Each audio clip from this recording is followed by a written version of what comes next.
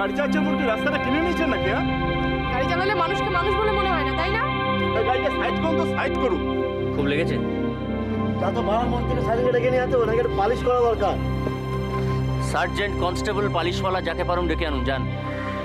না please, police ডাকবেন না। দোষটা না আমারই, সত্যি জানেন তো। একটা বাচ্চা হঠাৎ করে এলো, আমি ওকে ধরতে গিয়েছিলাম। ওনার দোষ নেই। ইনফ্যাক্ট সময় মতো ব্রেক না পড়লে খুব বড় একটা অ্যাক্সিডেন্ট হয়ে যেত। আপনি উঠতে পারবেন না? ধরবো? পারবো। দিন দিন, হাতটা দিন।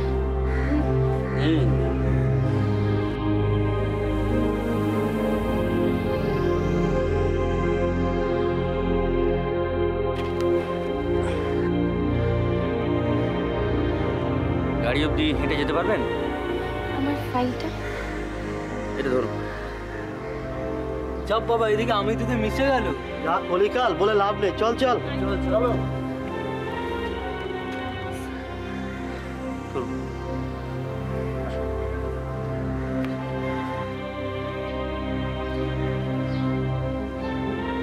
দেখি, দাঁড়ান দাঁড়ান দাঁড়ান দাঁড়ান, উঠুন। মানে? সামনে একটা ওষুধের দোকান আছে, ওখানে ডাক্তারও বসেন, উঠুন। এসবে না কোনো দরকার নেই। দেখুন, হাঁটুটা কেটে রক্ত পড়ছে, যথেষ্ট দরকার আছে, উঠুন। আপনি না জানেন না, আমাকে কোর্টে যেতে হবে, এটা পৌঁছতে হবে, ভীষণ তাড়া আমার। হ্যাঁ কোর্টে? হ্যাঁ, আমার দাদার একটা ইম্পর্টেন্ট কেস আছে, ভীষণ বড় স্টেক। আমি যদি না যাই ও ভীষণ ঠিক আছে, আপনি সময় মতো পৌঁছে যাবেন, উঠুন উঠুন। আপনি বা শুধু শুধু কেন? দেখুন, আমি শুধু শুধু কোনো কাজ করি না। আপনি একটা কাজ করুন, জানেন নাম্বারটা বলুন তো, উকিলকে বলে দিচ্ছি, কোর্টের কাছ থেকে সময় চেয়ে নেবে। বলুন। 98 এরকম হয়? হ্যাঁ হয়, নাম্বারটা বলুন। আপনি কি করে জানলেন? এটা কি স্কুল ড্রেস বলে মনে হচ্ছে? আমি একজন অ্যাডভোকেট। উঠুন, আমি আপনাকে ড্রপ করে দেবো, উঠুন উঠুন উঠুন।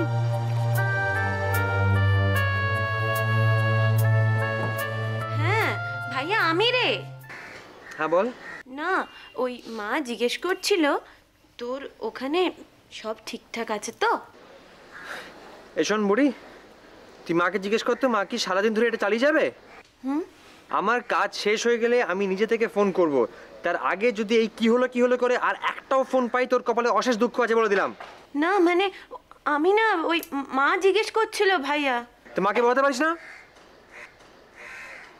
শোন, অদ্ভুত, মানে সীমা আছে সবকিছুর একটা। কি রে, কি হলো রে? কি হবে? শুধু শুধু তোমার জন্য ভাই আমাকে এক গাদা কথা শোনালো। কি বকাটাই না বকলো আমাকে। বাবুর না সবটাতে বড্ড বাড়াবাড়ি। আচ্ছা, আমি বাড়িতে বসে কি করে জানবো যে ওখানে কি হচ্ছে? ও নয় বুঝতে পারছে ব্যাপারটা, আমি তো পারছি না। আর আমার বাড়িতে বসে বসে চিন্তা করা ছাড়া কি করার আছে আমি জানতে চাই। হ্যাঁ, 1 ঘন্টা বাদে আবার ফোন করবি তুই, কথা শুনতে চাই না। না আমি পারবো না মা। না মানে না, তোমার করার দরকার হলে তুমি করে নিও না। আমাকে শুধু শুধু বকবে, আমাকে কেন বকা খাওয়ানোর? যা করতে হবে না, যা।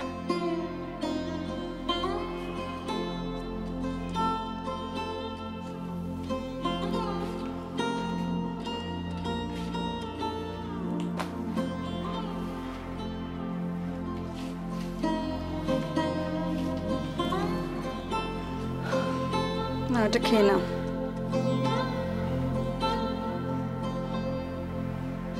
অসম্ভব। কি অসম্ভব? সকাল থেকে তো পেটে কিচ্ছু পড়েনি। দেখো বৌদি, আমার জন্য বাবুর চিন্তা হয় না সেটা ঠিক আছে, কিন্তু বাবুর জন্য তো আমার চিন্তা হয় নাকি?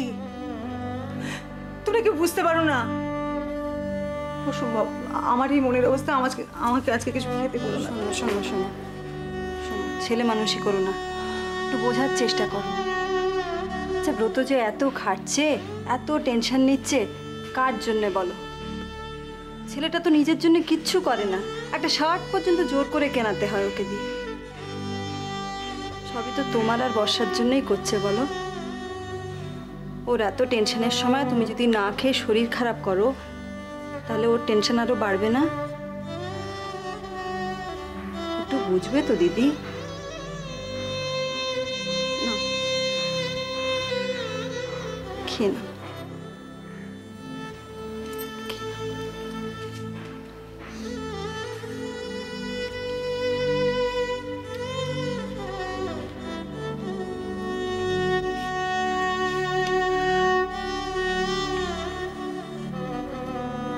বুড়ি, আজকে বাবুর সব কাজকর্ম কোর্টে ঠিক মতো হয়ে যাবে বল? হবে তো?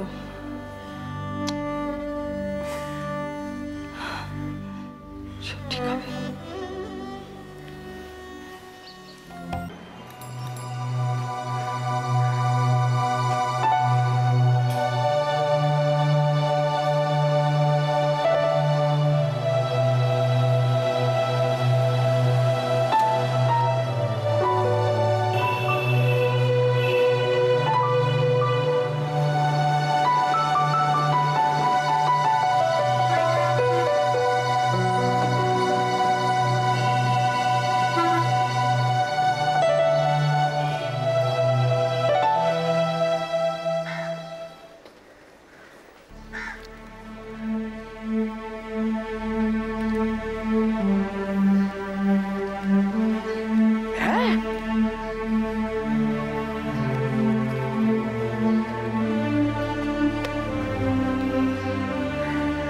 सब बड़ो बात ना, सब बड़ो बड़ो बात हेवी प्रोफेशनल এখন আসার টিকি দেখার আসবে আসবে আসবে না মানে ওর বাপ আসবে বাপ এত দেরি হয়ে গেল তা আমি কি করব হারানো প্রাপ্তির উদ্দেশ্যে বিজ্ঞাপন দেবো হ্যাঁ বেকার বেকার আমার উপর রেগে যাচ্ছে মানে আমি বলছিলাম যদি অভিমন্যু সেন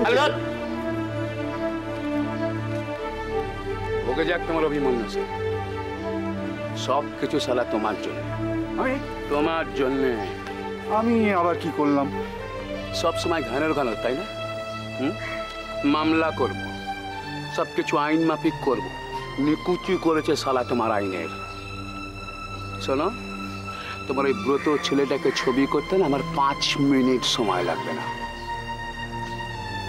এই অভিমন্যু সেন সবসময় শালা আমায় চমকাবে আমাকে রুয়াব নেবে আমাকে নেবে রাজেশ দাসকে সাদা রাজেশ শোনো মানে আমি শুনেছিলাম ও কিন্তু কোনোদিন কোনো কেস হারে না সেই জন্যই তো আমি তুমি এখান থেকে ফর্সা হতো এই দেন মালটাকে হাঁটা না হাঁটা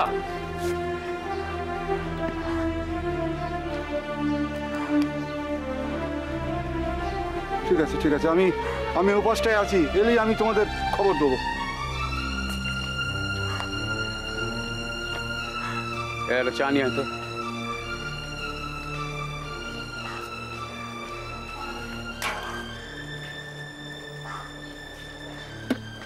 মোর আমাকে ঠিক করে বল তুই ঠিক আছিস কিনা।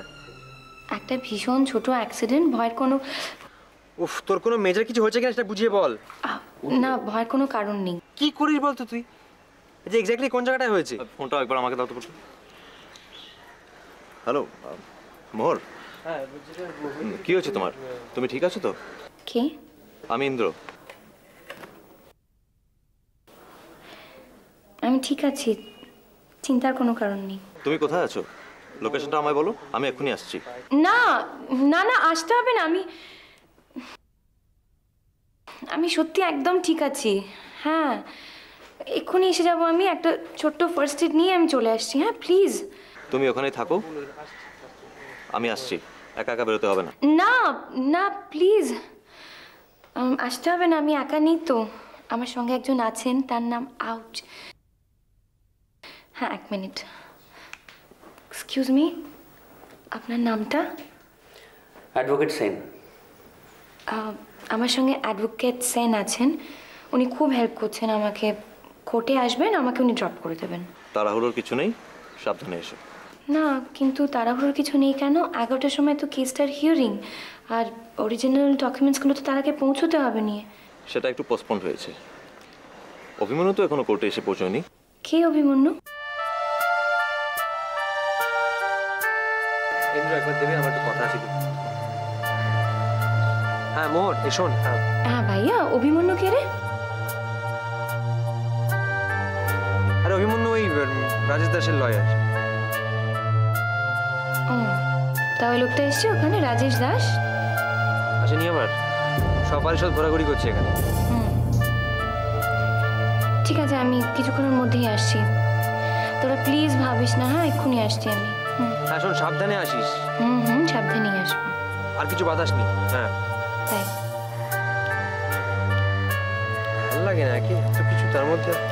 চ এই সময় মিস্টার সেন, দেরি হয়ে যাচ্ছে, আমার মনে হয় আমাদের এবার যাওয়া উচিত। আপনার ভাইয়ের নামটা? ভাইয়ের নামটা? ব্রত চক্রবর্তী।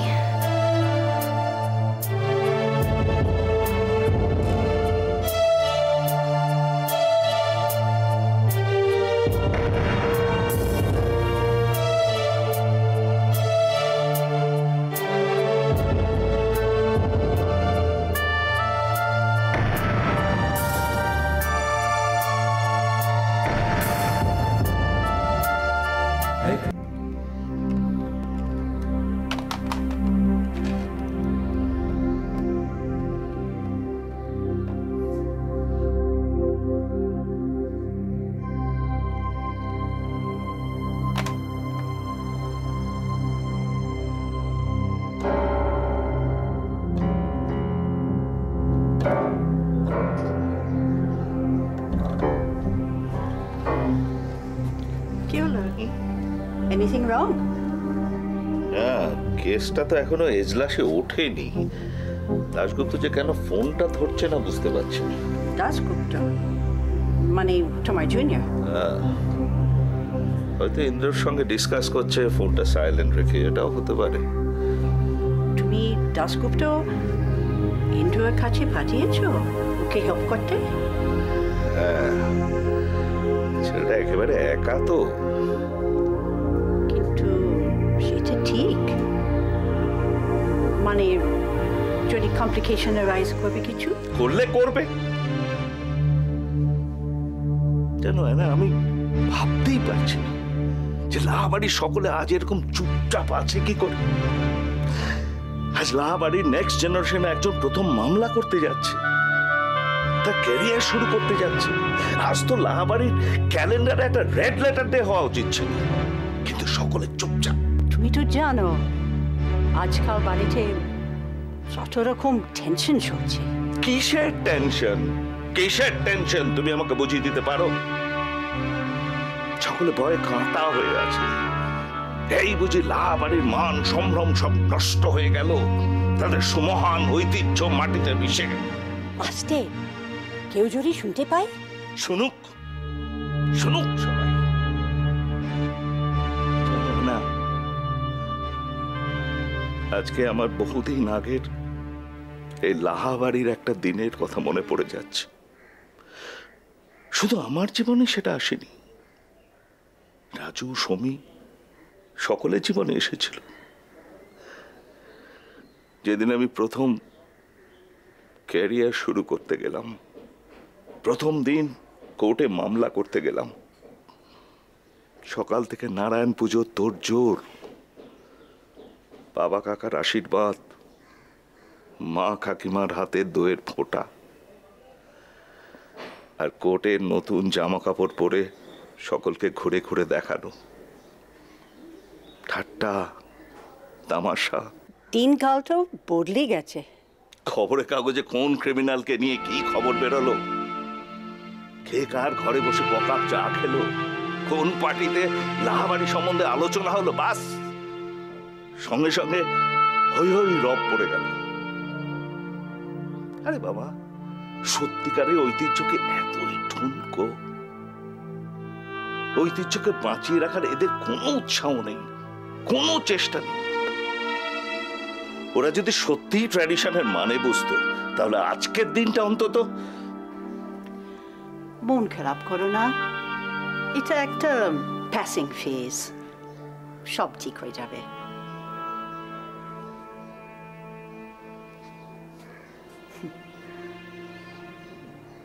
হ্যাঁ না, কি কিসে একটা গন্ধ পাচ্ছি? ও, আমি একটু ভুলে গেলাম, আমি একটা কেক বানিয়েছি। কেক? হঠাৎ?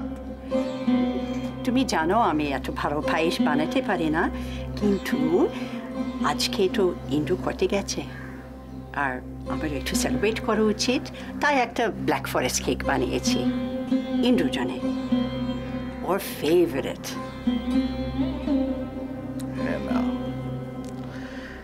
Anna, you're remarkable, Anna. না না, বাজে চা। কি ভালো? আবার পুরো আইনের সিস্টেমটাই সালা নষ্ট হয়ে গেছে। পয়সা দিয়েছি, উকিল আসছে না। এই যে অ্যাসিস্ট্যান্ট, বস কখন আসবে? হ্যাঁ, উনি এখনই আসছেন, ফোন করেছিলেন। কত দেরি হয়ে যাচ্ছে। ব্যবস্থাটাই শেষ হয়ে গেছে। ভেতরে গিয়ে বসলে হয় না রে? না, আগে মোহর আসুক, তারপরে।